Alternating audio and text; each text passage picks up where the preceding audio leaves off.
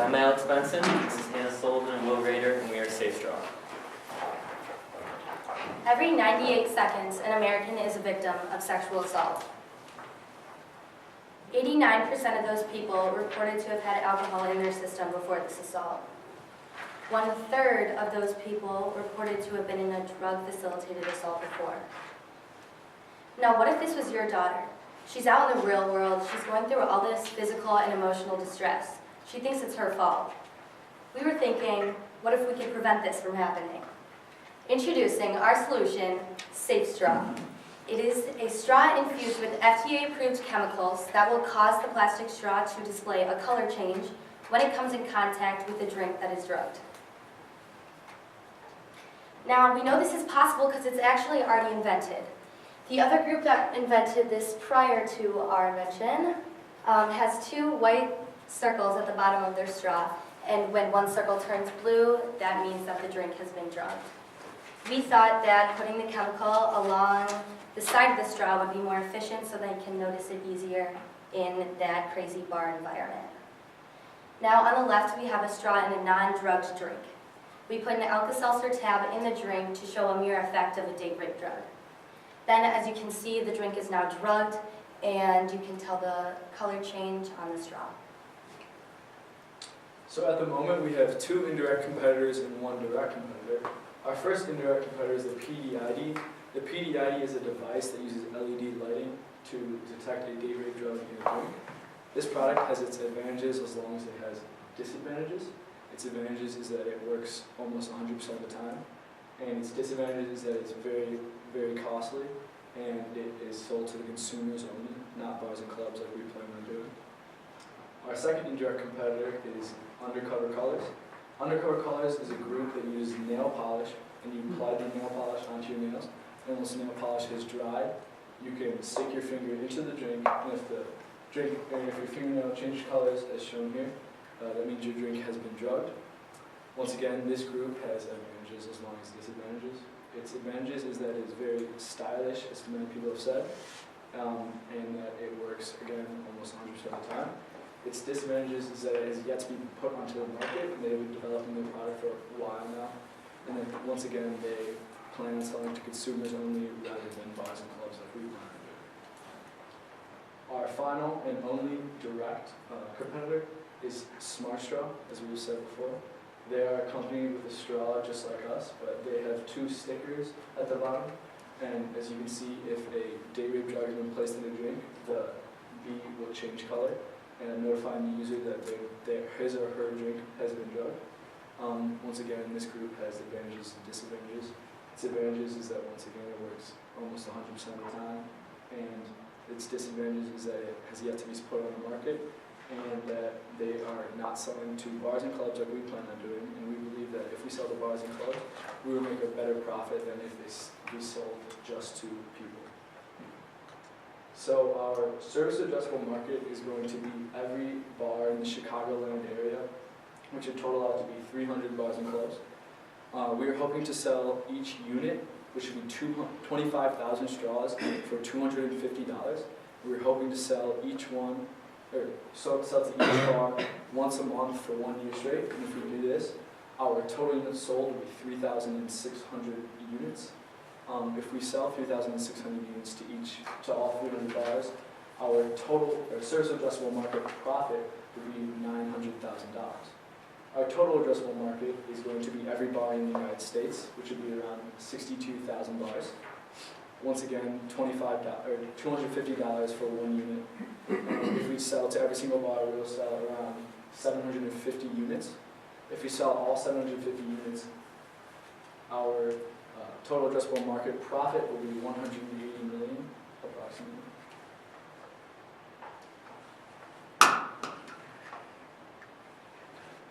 We are aiming towards selling to bars in college campuses or heavily populated cities.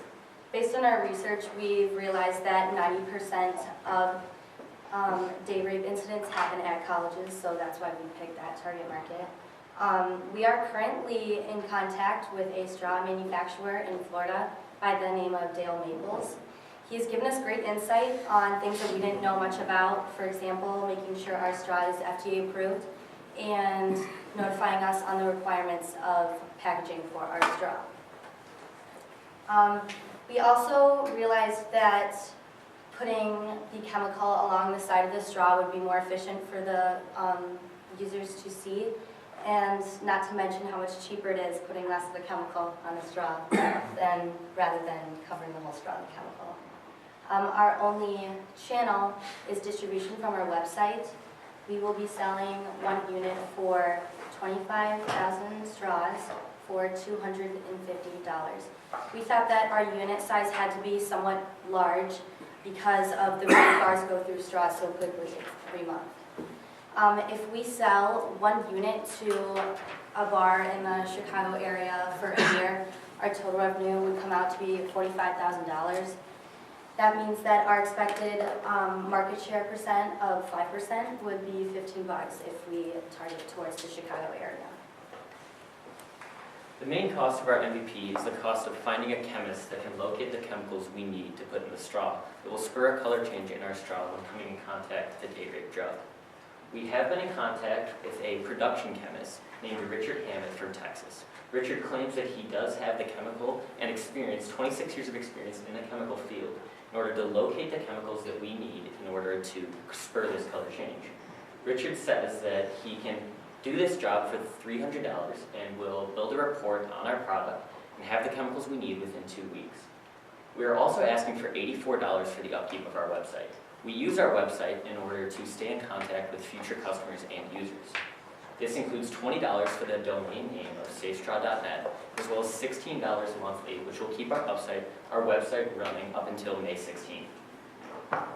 This comes to a total of $384 for our MVP costs, which includes the chemical we need in order to make our straw a reality, as well as $84 to keep our website running. We have already began sending emails to future customers. This includes bar and club owners. We are urging them to go to our website to learn more about our product, as well as join our email subscription list. If they join our email subscription list, we can keep them up to date on the progress of our company, as well as hopefully have them as future users, or future customers. We have also, as a group, sent out emails to future users. This includes current college students as well as young adults who attend bars and clubs. We urge them to go to our website as well to learn more about our company and also take a quick survey. The more potential users we get to take this survey, the more reliable the information is, and we can see how interested our market is in our product. We hope to have 300 potential users take our survey. As I said before, the more users we get to take our survey, the more reliable that information is. And we have a lot of important questions that we ask these people, mainly based around the interest in our product and if they would be willing to use it at a bar environment. We're also hoping to contact 300 bars and clubs, mainly in the Chicagoland area, hoping to get them to subscribe to our website and to get as many of them to do so as possible. We used Upwork.com, which is a freelance organization, and we placed the job we needed done on this website. And we immediately got many chemists who felt that they could find the chemicals we need to embed in our straw. And after deciding on Richard Hammond, we talked to him, and as I previously stated, he said that he can do a report on the chemicals we need within 2 weeks, so we hope to have that information within 2 weeks of paying. So, we are Safe Straw. We're hoping to help you drink safe.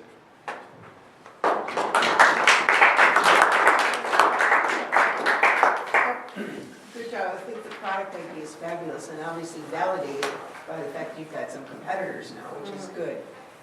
First to market is the best place to be. So if the other straw hasn't, getting to market first is going to be important, I think. But my question, what I'm thinking about, is why they haven't gone to bars directly. So my concern is that bars do not want to take the liability of that, and by them buying these and taking liability for that, then they're going to be vulnerable. So have you actually talked to any bar owners about, like, would they do it? How do they feel about the liability side of it? And then to the other side of it is like, okay, the bar provides the straw. Now, the straw changes a color. I mean, the person's over in the corner, they may not even be aware that a straw changing color means something. So how are you going to ensure, I mean, if it gave an audible, then somebody might get somebody's attention, but will they even notice part of the straw turning red and white? Because it looked like a normal straw to me once it changed colors. So I'm just concerned about is it really going to alert somebody? Yeah, So, well, and I'd love to hear how you are yeah, addressing well, it. we interviewed, I'd say, about 6 bar owners. Many of them own multiple bars and clubs across the United States. And all of them did agree that like a liability was a big issue with that. They were worried that would we have to notify the user that they're using that straw? You know, there's insurance problems, stuff like that, and they all identified that. And then when it comes to viewing the straw and, you know, making sure it works, we talked to a lot of bars about like what they do now for security things, like do they have their bar owners look out for certain stuff? And a lot of them agreed that if they had a straw that changed color, a big part of that would be like bartenders looking at the straw, you know, making sure it does that. And for notifying the user, you know, they didn't really say, I think it would be like another liability issue is that the user would have to be notified that the straw is, you know, chemically embedded and would be changing colors. So it would be up to the user and then also the people who work at the establishment to, you know, identify that the straw is changing colors. So there's like a 50-50 chance that the bartender's gonna be aware of every single straw to be able to alert somebody. So I feel like a net result of this is gonna be, this could still result in someone getting their drink I think, you know, yeah, I think tampered with, if that's what you're depending on, an astute bartender to notice it changes it colors. would be more so on the user realizing that their straw has this And they don't capability. know that, and they may not. And that's even be aware another of that. aspect of us different than Smart Straw, is Smart Straw has like the 2 stickers.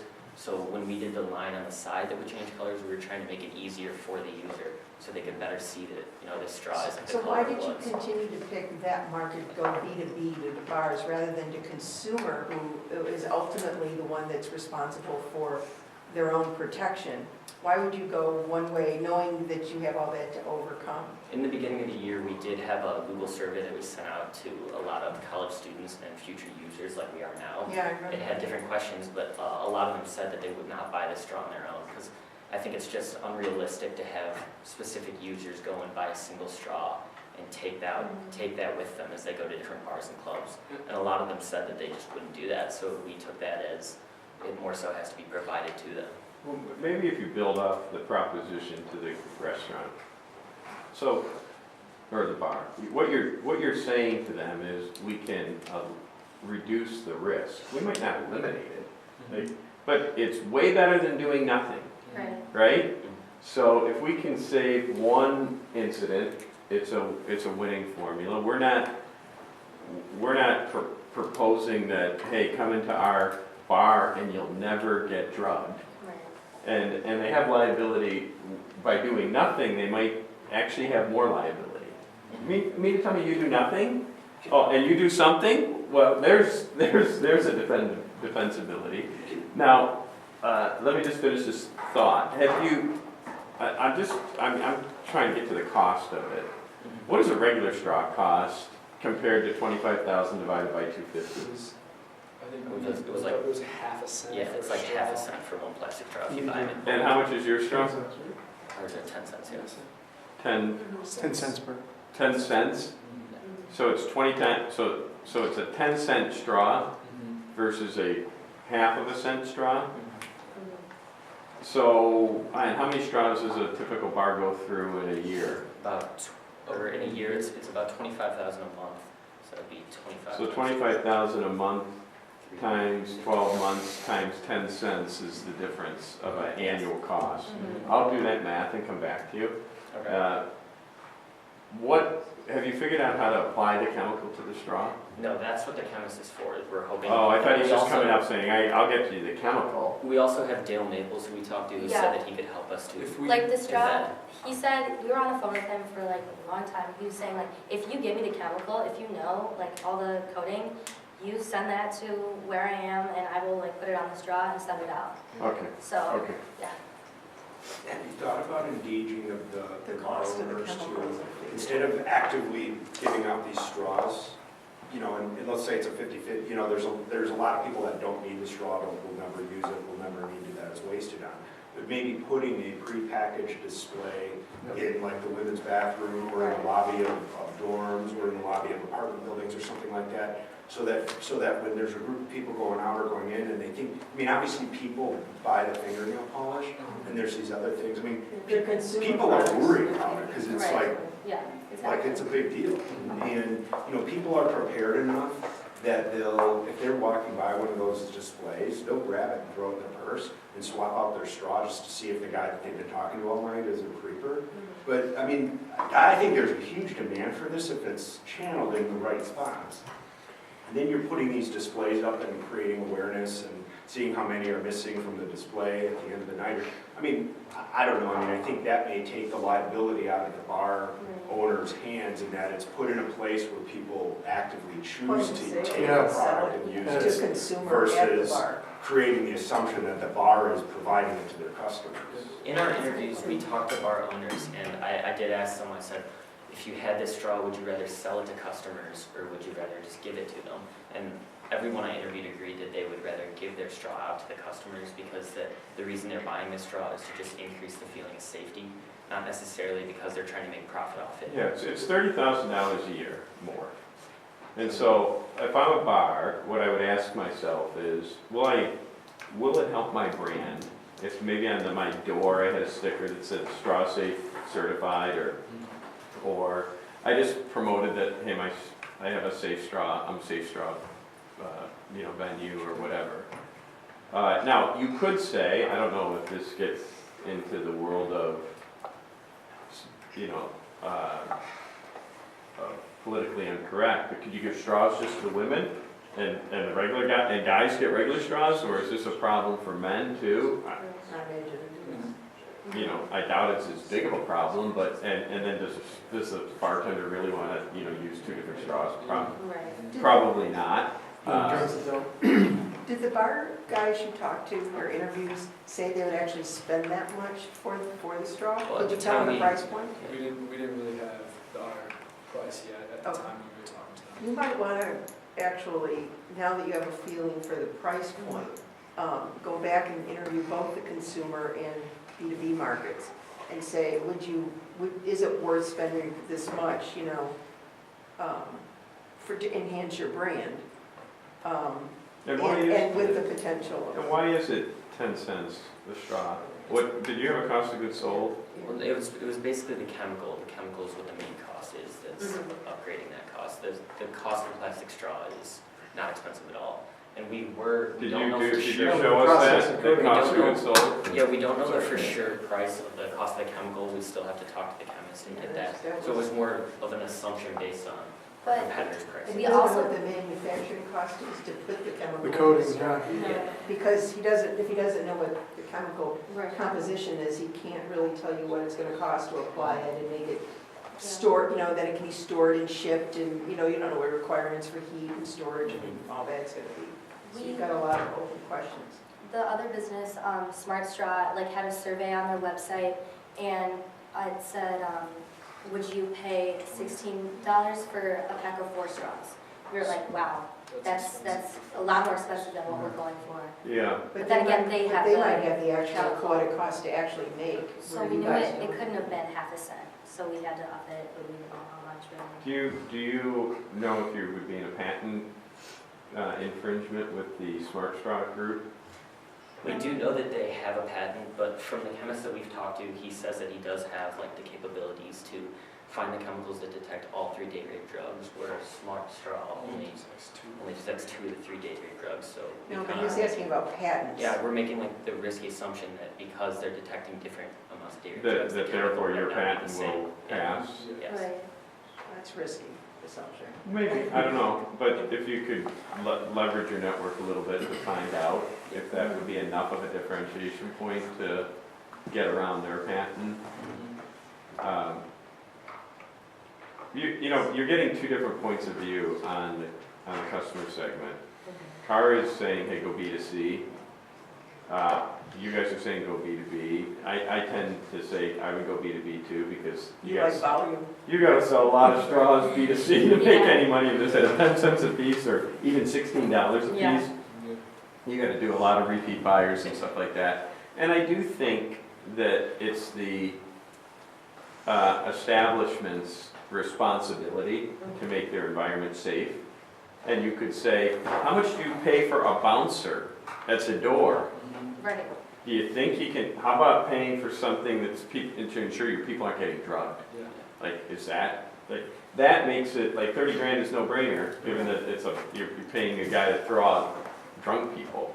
Yeah. When you're talking 300 bars in Chicago, the Chicagoland area, are they small, do you know what kind of size range businesses they are with their average size? Are they small bars, big bars? That was just a listing as a bar. I mean, because small business owners are not going to look at through, larger establishments and chains, I can understand the $30,000 spend. Small bars that are operating at the margins If you're are a not small gonna- bar, you're not gonna buy as many straws, and you're gonna have less. Yeah, and that's why we're It's, looking at college. it's an order of magnitude more on straws, It's the-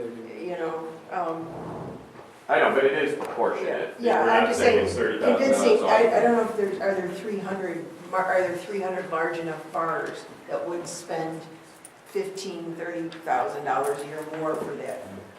That's a question, a market research question. Another thing I would ask is, in your surveys, and I would try to do a bunch of these, is ask primarily women, would you be more likely to go to an establishment that you knew had a safe straw? We had that in our survey. And what did they say? Said yes. 100% said 100%. Yeah. So as you're going to sell the value proposition to the bar, We- 100% of women said this. Yeah. None of them wanted to buy it. None of them want to buy it, they expect you to buy Yeah, it. exactly. And here's a differentiation point on how to make your bar, the place to be. Right. We And by the way, I mean, you can get into a whole lot of value propositions, but Last point here. bars that have more women have more men. Yeah. Okay, so that's part of the pitch to the bartender or to the bar owner. It just, that's what's happened. So, So what's your timeline? So once you get the chemist report back in a couple of weeks, what then will it take for the manufacturer to test getting the chemical and actually create a prototype straw? How long would that take? Do you have an estimated date? One. I have an estimated date in the chemical. He said he can have the report on the chemicals in 2 weeks.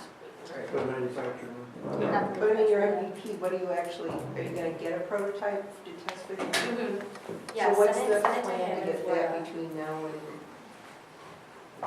Well, just purely based on the confidence of Dale Maples, the straw manufacturer, we hope that as soon as we send him the chemical, he is confident enough to embed it with the straw, as soon Have as you asked him possible. what the turnaround time would be But no, once he gets no. that? I would feel great if your MVP came back and said, we have a straw, we put the chemical on it, and it works. And it costs us this much. Yeah. And then, if you could just prove out that the efficacy of it, because it better work, by the way. Like, you better not have a straw that works 7 times out of 10. Right, yeah. Otherwise, you're going to have a massive liability. Like, it didn't work and Right. something happened to me. Yeah. So it better work. Yeah. So if you can prove, that's like one thing you definitely want to prove in this.